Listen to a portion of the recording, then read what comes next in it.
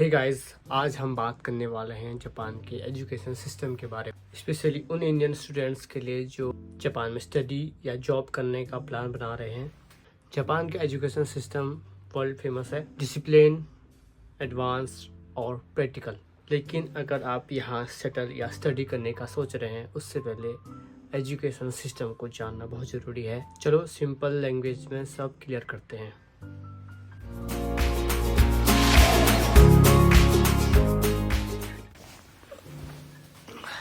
Japan का education system जो है वो 5 स्टेज में डिवाइडेड है। पहला है एलिमेंट्री स्कूल, जो होता है 6 साल के लिए, और फिर होता है जूनियर हाई स्कूल जो होता है 3 साल के लिए, और फिर आता है हाई स्कूल जो वो भी 3 साल के लिए होता है, और उसके बाद आता है यूनिवर्सिटी या फिर वोकेशनल स्कूल, ठीक है, जो 2 से 4 साल होते हैं।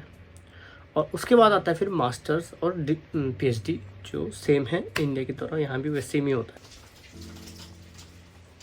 जूनियर हाई स्कूल तक जो एजुकेशन है वो बहुत यहाँ कंपलसरी है। मतलब है कि जूनियर हाई स्कूल बोले तो हाई स्कूल जो होता है 9 तक होता है, उसके बाद फिर हाई स्कूल आता है 10th 11th 12th।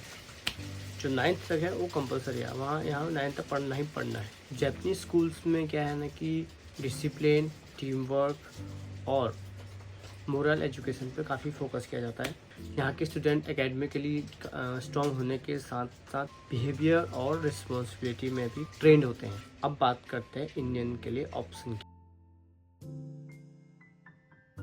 आपके पास बेसिकली 2 मेन रूट हैं। पहला है जापानीज लैंग्वेज स्कूल, जहाँ आप जापानीज लैंग्वेज सीखते हो 6 महीने से लेकर 2 साल तक। बेसिकली जो मोस्ट ऑफ द स्टूडेंट्स होते हैं वो 2 साल के लिए जापानीज लैंग्वेज का कोर्स करते हैं या स्टडी करते हैं।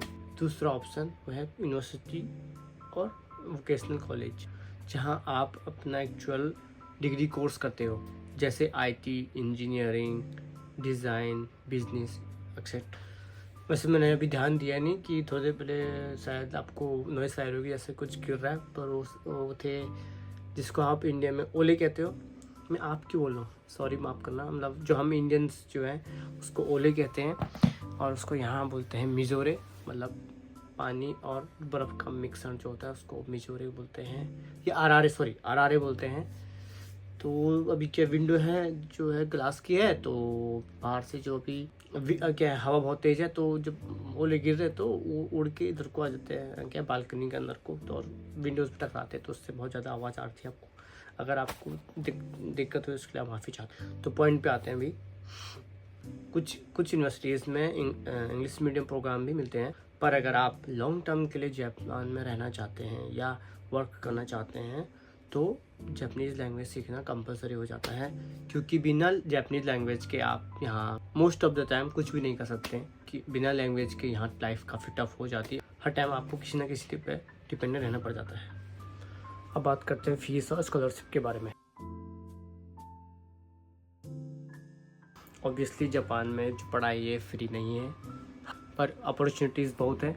अराउंड 5 लाख से लेकर 10 लाख तक का हर साल का जो है वो आपके फीस में खर्चा होता है यहाँ, जो कि रुपीज़ में 3 से 6 लाख का हो जाता है। जो लिविंग कॉस्ट है, खाना पीना, रेंट वगैरह है, वो करीब 80,000 से लेकर 1,20,000 या मतलब 1,20,000 करीब ये जो होता है उसमें हो जाता है, जो इंडियन रुपीज़ में करीब 40,000 से लेकर 60,000 तक का महीना का होता है टोक्यो जैसी बड़ी सिटी में।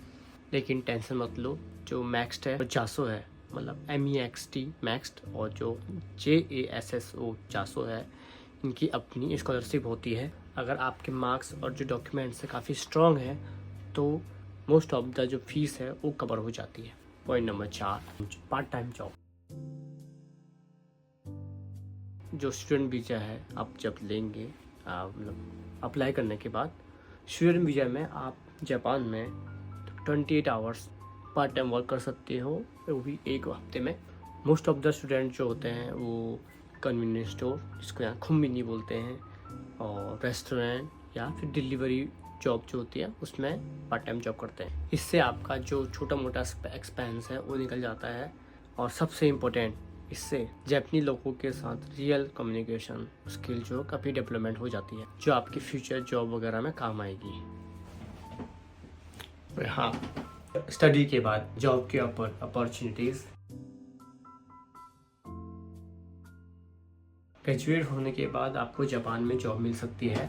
अगर आपको जॉब मिलती है, हाई डिमांड फील्ड्स हैं इंजीनियरिंग, आईटी, बिजनेस, मैनेजमेंट और नर्स वगैरह। सबसे मेन बात यह है, आपको अपने माइंड में ये रखनी है, जब आप ग्रेजुएट होते हैं और आपको जॉब करनी है और आप एक कंपनी में हायर होते हैं, जापानीज कंपनीज को सिर्फ डिग्री नहीं चाहिए, उनको चाहिए discipline, reliability and team work. अगर आप जापानी लैंग्वेज और उनका कल्चर सीख जाते हैं तो जॉब मिलना रिलेटिवली बहुत ईजी हो जाता है। देखो, जापान कोई फेरी टेल नहीं है। यहाँ का लाइफ काफ़ी डिसिप्लिन है, सिस्टम काफ़ी स्ट्रिक्ट है और एक्सपेक्टेशन काफ़ी हाई है। लेकिन अगर आप सीरियसली लैंग्वेज सीखते हो और टाइम पे काम करते हो और उनके कल्चर को रिस्पेक्ट करते हो, तो जापान आपको एक सिक्योर और स्टेबल करियर दे सकता है। यहाँ के लोग हार्ड वर्किंग और हॉनेस्ट स्टूडेंट को काफ़ी रिस्पेक्ट करते हैं। तो दोस्तों, अगर आप जापान में स्टडी या जॉब करने का प्लान बना रहे हो, अभी से प्रिपरेशन स्टार्ट करो। जापानीज सीखो, राइट कोर्स चूज़ करो और स्कॉलरशिप चेक करो। अगर आप चाहते हो मैं नेक्स्ट वीडियो में एक्सप्लेन करूँ कि कैसे जापान आना है या कैसे वीज़ा अप्लाई करना है और क्या प्रोसेस होती है, कमेंट में लिखो Japan study visa guide. Thanks for watching. मिलते हैं नेक्स्ट वीडियो में। जाने से पहले लाइक, शेयर और कमेंट करके जुड़ जाना, और अगर आप नए हो चैनल पे तो चैनल को सब्सक्राइब करके जरूर जाना। सायोनारा।